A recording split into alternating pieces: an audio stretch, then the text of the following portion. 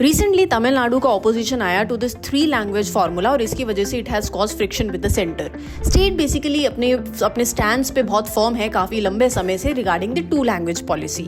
अब ये 3 language formula है क्या? सिंपल है कि एक ऐसी लैंग्वेज लर्निंग पॉलिसी है, बेसिकली 1968 में नेशनल पॉलिसी ऑन एजुकेशन के टाइम इंट्रोड्यूस हुई थी, जो कहती है कि बच्चे अक्रॉस इंडिया वो 3 लैंग्वेजेस लर्न करें, एक रीजनल लैंग्वेज, एक हिंदी और एक इंग्लिश।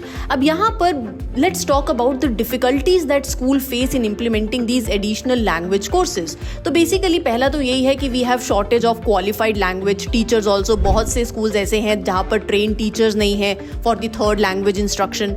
दूसरा ये है कि रिसोर्सेज भी लिमिटेड है, इंफ्रास्ट्रक्चर भी लिमिटेड है। कुछ स्कूल्स में it lacks text books, teaching aids, language labs नहीं है।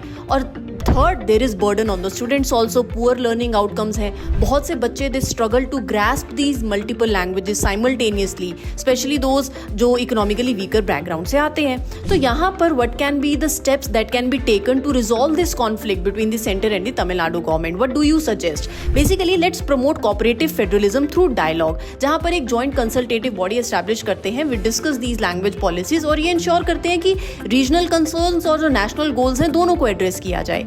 दूसरा, we can grant flexibility also in implementing the language policies. सो ऐसे कुछ स्टेप्स लिए जा सकते हैं। आप क्या सोचते हैं? What all can be done? Do let me know in the comment section. For more such videos do subscribe to Shriram's IAS। Thank you.